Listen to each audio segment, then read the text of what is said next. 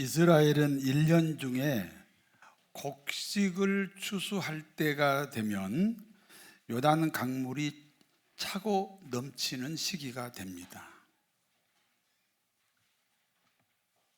여러분, 한강 변을 가실 때 보면 갑자기 한강 하류에 섬이 보여요. 전에 안 보이던 섬이 보여요. 물이 굉장히 줄어든 거예요. 이렇게 한강 물도 물이 이렇게 범람할 때가 있고 물이 굉장히 줄어들 때가 있어요. 그런 것처럼 이 요단강 물이 굉장히 평범하게 이렇게 흐르다가 추수 때가 되면 뚝을 넘쳐서 범람할 그런 시기가 된다, 그런 뜻입니다. 그와 같은 때 이스라엘 백성들은 요단강을 건너가야 됩니다. 하나님은 여호수아에게 말씀합니다. 여호수아야, 법궤를 운반하는 제사장에게 말하라. 너희는 법궤를 메고 요단강으로 들어가라. 제사장들이 메고 요단강으로 들어가야 하는 법궤는 하나님의 말씀을 상징합니다. 하나님의 말씀대로 여호수아는 법궤를 메고 있는 제사장들에게 선포합니다. 요단강으로 들어가라.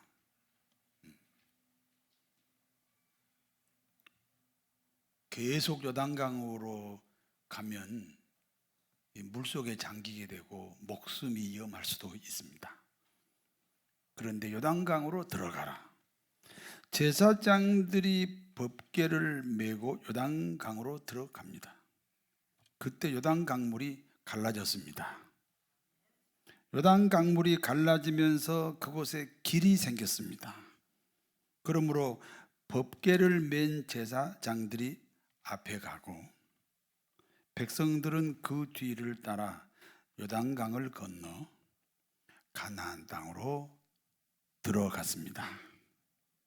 가나안에 정착한 이스라엘은 지파별로 땅을 분배받습니다. 하나님이 각 지파별로 주신 땅은 허벌판이 아닙니다. 가나안 원주민이 살고 있는 땅입니다. 그러므로 하나님이 주신 땅을 소유하려면 원주민하고 전쟁을 해야 됩니다.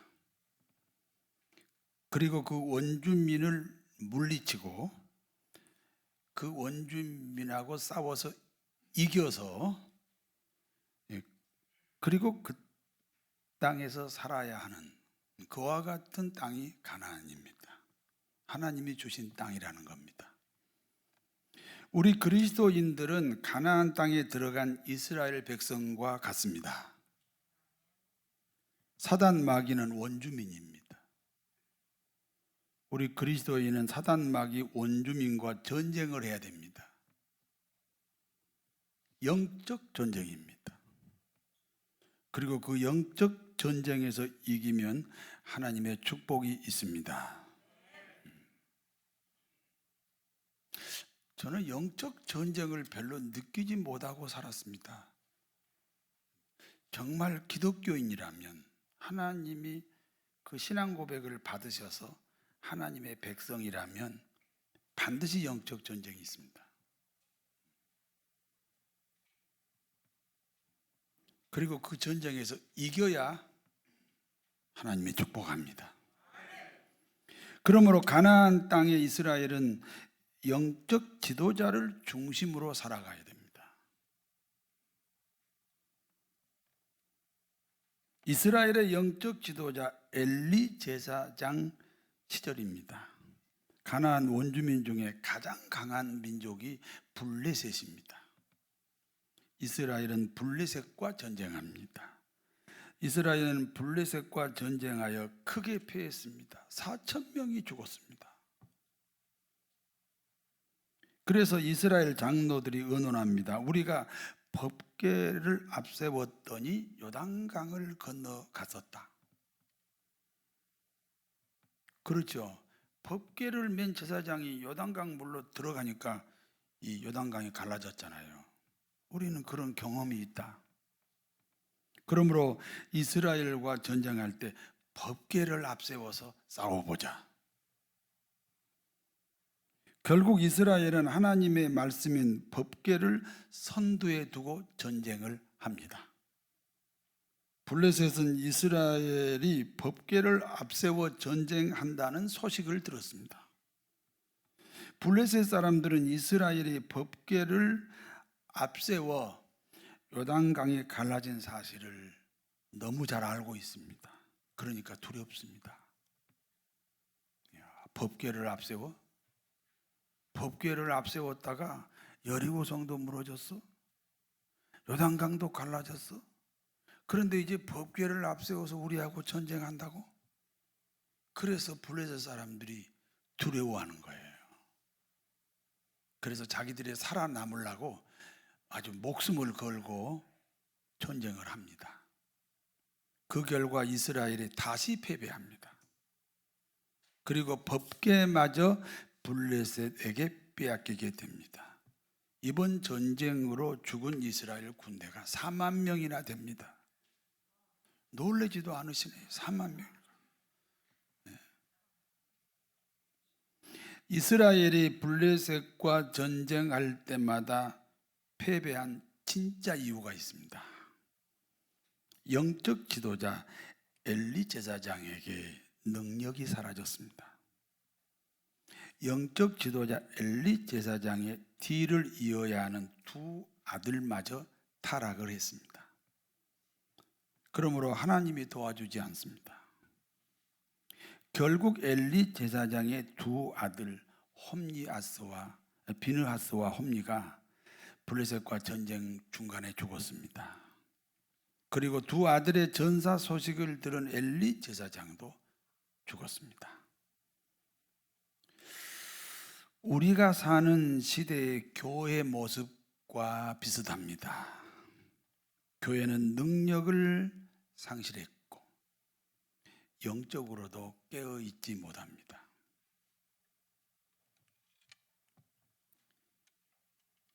블레셋은 이스라엘과 전쟁하여 빼앗아온 법궤를 아스돗으로 옮겼습니다. 아스돗에는 자기들이 섬기는 다곤 신전이 있습니다. 그래서 법궤를 다곤 신전 안에 보관을 시켰습니다. 세상 사람들은 자기들이 섬기는 신과 기독교가 믿는 하나님을 동급으로 취급합니다. 불교는 석가모니하고 예수님을 동급으로 여깁니다. 이슬람교는 마호메트하고 예수님을 동급으로 여깁니다. 유교는 공자와 예수님을 동급으로 여깁니다. 무당들은 예수님을 자신들이 섬기는 귀신 중에 한 분으로 취급합니다. 그래서 예수님이 귀신 중에 제일 큰 귀신이다 이렇게 생각합니다. 어떤 사람이 점을 치러 갔는데 그 점장이가 하는 말이 당신 속에 귀신이 너무 큰 귀신이다. 예수 귀신이 아니면 몰아낼 수가 없다. 그래서 교회 가라. 그래서 그 점장이 때문에 교회 와서요 지금 권사님까지 됐어요.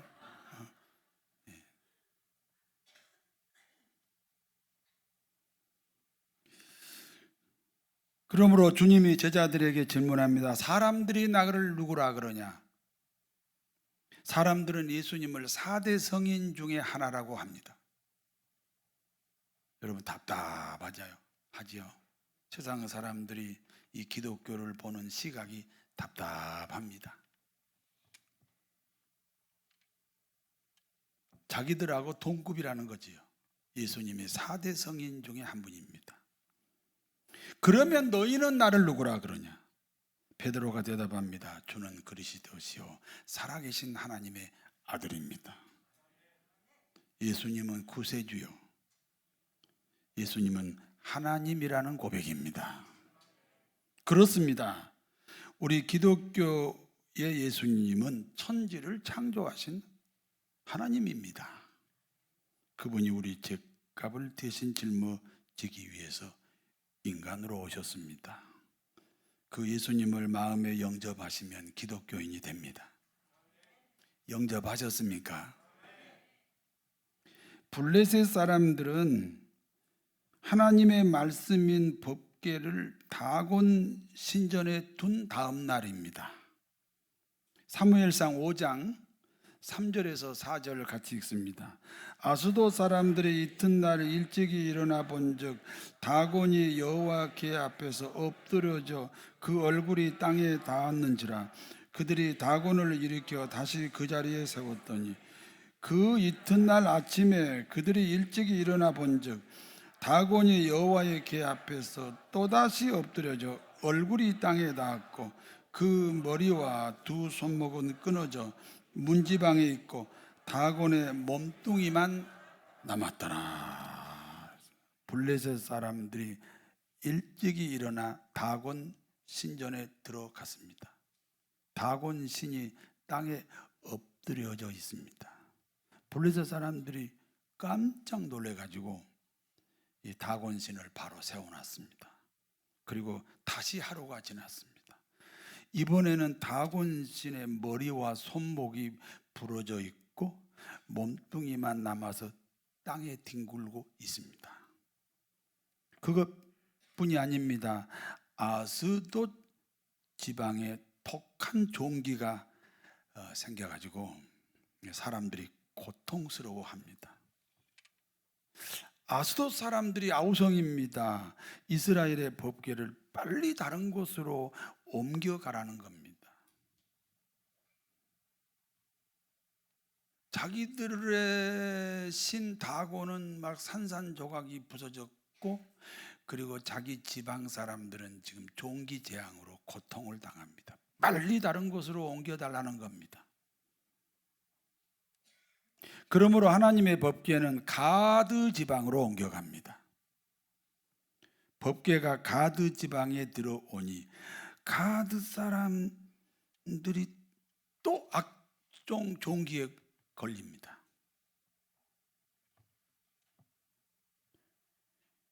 그러니까 가드 사람들이 또 아우성입니다. 그래서 하나님의 법궤가 에글론으로 옮겨갔습니다. 에글론 역시 종기 재앙으로 사람들이 죽어갑니다. 이번에는 에글론 사람들이 아우성입니다. 그러므로 법궤를 벳세메세로 옮기기로 결정합니다. 벳세메스로 법궤를 옮기기 위해서 먼저 새 수레를 만듭니다. 옛날 수레 말고 새로운 수레를 만듭니다. 그리고 멍에 메어보지 아니한 송아지 딸린 2마리 암소를 택하여 수레를 끌게 합니다. 송아지는 어미와 떼어 집에 가두고 암소 2마리가 이제 벳세메스로 향하여 갑니다.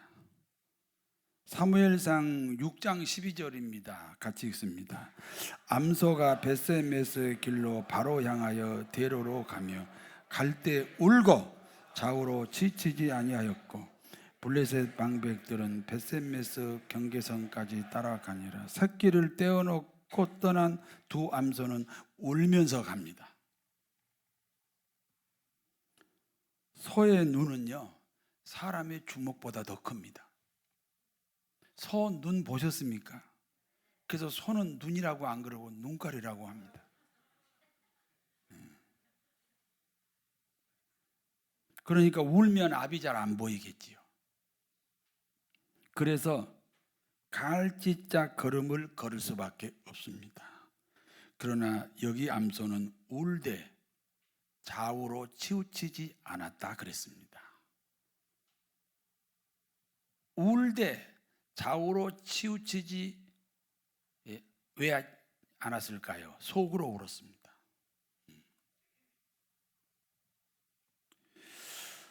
암소 2마리는 울면서 수레를 끌고 벳세메스에 도착합니다. 여러분 사무엘상 6장 14절을 같이 읽습니다. 수레가 벳세메스 무리가 수레 나무를 패고 그 암소들은 번제물로 여호와께 드리고 법궤를 옮겼던 수레는 장작처럼 패서 번제 드릴 때 화목으로 사용합니다. 그리고 두 마리 암소는 칭찬은커녕 아예 번제 제물로 사용하기 위해서 죽였습니다. 여기까지가 본문의 내용입니다. 이제 본문이 주는 교훈을 말씀드립니다. 첫 번째입니다. 하나님의 말씀과 우상과의 관계입니다. 하나님의 말씀과 우상과의 관계, 이 두 가지 교훈이 있습니다. 하나는 우상은 하나님의 말씀을 만나면 무너진다. 여러분, 모든 사람은 누구나 우상이 있습니다. 하나님보다 우선인 것이 우상입니다. 하나님보다 더 귀한 것이 우상입니다. 여러분, 하나님보다 더 우선인 것이 있어요, 없어요? 하나님보다 더 귀한 것이 있어요, 없어요? 있어요.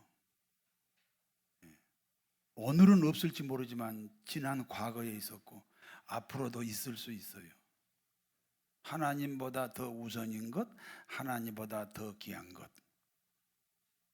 그것이 내 인생의 우상입니다. 내 안의 우상은 그 우상은 하나님 말씀을 만나면 반드시 무너진다는 사실입니다. 목사님 설교를 듣고 시원하다, 눈물이 난다, 감동이다, 그러면 그 사람 안에 우상이 무너졌다는 증거입니다. 반대로 목사님 설교를 듣고 찜찜하다, 상처를 받았다, 나를 두고 의도적으로 하신 말씀이다, 그러면 그 사람 안에 우상이 무너지지 않았다는 증거입니다. 팔이 부러지거나 다리가 부러졌습니다. 그러니까 얼마나 마음이 아프겠습니까? 확실하게 무너지지 않으면 목사님 설교로 상처를 받거나 시험이 들 수 있습니다. 다른 하나는 우상 숭배하는 곳에 말씀이 들어가면 재앙이 내립니다. 법궤가 아스돗에 있을 때 아스돗에 종기 재앙이 내렸습니다. 법궤가 가드에 있을 때 가드 지방에 종기 재앙이 내렸습니다. 법궤가 에글론에 있을 때 에글론에 종기 재앙이 있었습니다. 종기 재앙은 암 종류의 질병입니다. 저희는 어려서 어른들을 만나면 이렇게 인사했어요. 진지 잡수셨어요? 그때는 밥 세 끼 먹는 게 중요하니까 그때는 어른들에게 인사하는 게 진지 잡수셨어요. 그러면 어른들이 암 그럽니다. 그때 암 그랬어요. 그래서 어른들이 인사받을 때 암, 우리는 그 암밖에 몰라. 그런데 세월이 많이 바뀌었어요. 이제는 먹는 문제 가지고 관심이 없어요. 그래서 이제는 뭐라고 인사합니까? 안녕하십니까? 인사가 바뀌었어요. 안녕하십니까? 그러니까 암도 바뀌었어요. 어느 병원이든지 이 암 환자가 제일 많아요. 종기 재앙은 암 종류의 질병입니다. 우리가 사는 세상은 종기 재앙인 암병이 만연합니다. 그래서 우리가 사는 시대를 우상 숭배 시대라고 합니다. 변종 우상입니다. 돈이 우상이고 과학이 우상이고 사람이 우상입니다. 우리가 늘상 겪고 있는 일 중에 세상 사람들은 까닭 없이 기독교를 거절하고 저항하는 일입니다. 세상 사람들은 나도 교회 가야 돼. 그런데 못 가서 미안해. 이런 사람은 없습니다. 까닭 없이 기독교를 거절하고 저항합니다. 이유가 뭡니까? 사람들 안에 자기 우상을 보존하려는 본능 때문입니다. 성도 여러분, 우리가 주님 전에 나와 말씀을 듣는 이유가 무엇입니까? 지금 말씀 듣는 시간이죠? 그 이유가 무엇입니까? 누구에게나 있는 그 우상을 무너뜨리기 위해서 말씀을 듣습니다. 내 안에 우상이 무너지면 어떻게 됩니까? 나만 장군처럼 문둥병이 치료됩니다. 나면서 안진뱅이가 걷고 뛰게 됩니다. 벙어리가 말하게 되고 기머거리가 듣게 되고 장님이 눈을 뜨게 됩니다. 홍해가 갈라집니다. 요단강이 갈라집니다. 여리고성이 무너집니다. 기드온 300용사로 미디안 32만 명을 물리칩니다. 풍랑이 잔잔해집니다. 말씀을 통해 내 안의 우상을 무너뜨리시기를 바랍니다. 두 번째입니다. 하나님의 말씀인 법궤를 운반하는 암소 2마리의 교훈입니다. 먼저 멍에를 메어보지 않는 암소라 그랬어요. 이 소는 일하려고 태어났어요. 그리고 소는 일하려고 키워요. 소가 일하기 위해서는 반드시 멍에를 메야 돼요. 그런데 멍에를 메보지 않는 암소 2마리다. 무슨 뜻입니까? 하나님 앞에는 자기 경험이 없어야 한다. 하나님 앞에 자기 한계가 없어야 하나님이 사용하실 수 있다. 젖먹이 송아지를 떼어 놓은 아픔이 있습니다. 하나님의 사명 앞에 어떤 세상적인 인연이 우선시할 수 없다는 겁니다. 가장 가까운 가족이라도 하나님보다 우선할 수 없습니다. 개인적인 취미 또는 개인적인 소신 또는 개인적인 철학도 하나님이 주신 사명보다 우선할 수가 없습니다. 제 입장을 말씀드릴게요. 교우 중에는 저를 아끼고 저에게 많은 도움을 주시는 분들이 있습니다. 교우 중에는 반대로 가끔 제 마음을 섭섭하게 하는 경우도 있습니다. 그러나 차별하지 않습니다. 나를 싫어하는 사람도 나를 좋아하는 사람과 차별할 수 없습니다. 만약에 차별하면 그것도 우상이 되기 때문에 그렇습니다.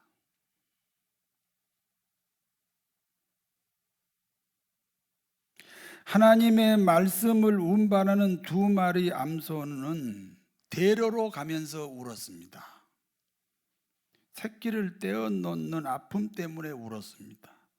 울면서 가지만 좌우로 치우치지 않았습니다. 똑바로 갔습니다. 속으로 울었습니다. 사명 감당하기 위해 가슴을 치며 몰래 울었습니다. 지름길로 갈 수 없습니다. 대로로 갑니다. 편법을 쓸 수 없다는 겁니다. 원칙을 지켜야 한다는 것입니다.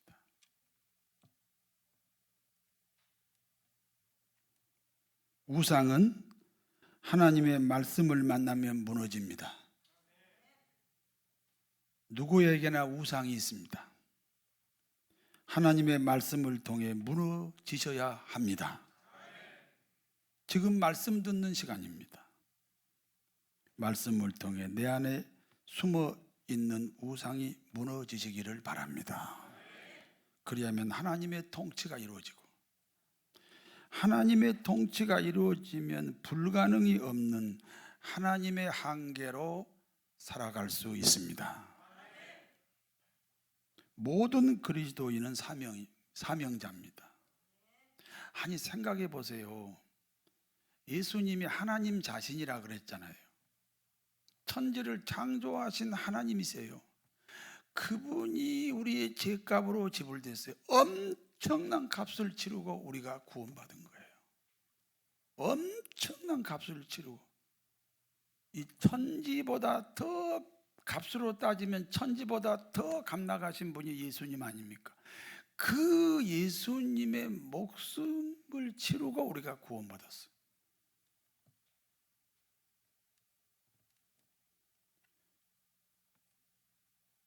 그런데 하나님이 그렇게 어마어마한 희생을 치르고 우리를 구원했는데 우리에게 아무 할 일이 없다?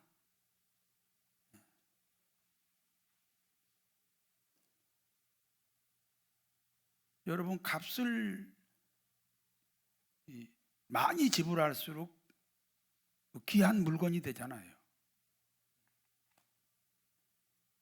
우리가 어마어마한 값을 치르고 기독교인이 되었습니다. 그러므로 법궤를 싣고 벳세메스로 가는 두 암소와 같은 입장입니다. 사명자입니다. 사명자이기 때문에 자기 경험을 내세울 수 없습니다. 새끼를 떼어놓고 가야 하는 아픔이 있습니다. 속으로 웁니다. 남몰래 흘리는 눈물입니다. 좌로나 우로나 치우치지 않고 대로로 갑니다. 편견이 없습니다. 편법을 사용할 수 없습니다. 목적을 수행한 다음에 공로를 내세우지 않습니다. 수레는 패서 번제에 쓸 화목으로 사용하고, 암소 2마리는 죽어서 번제 제물이 되었습니다. 기독교의 진리입니다. 죽으면 산다. 한번 따라서 했어요. 죽으면 삽니다. 예수님도 죽으시고 부활하셨습니다. 우리 그리스도인은 예수님의 방법으로 승리합니다.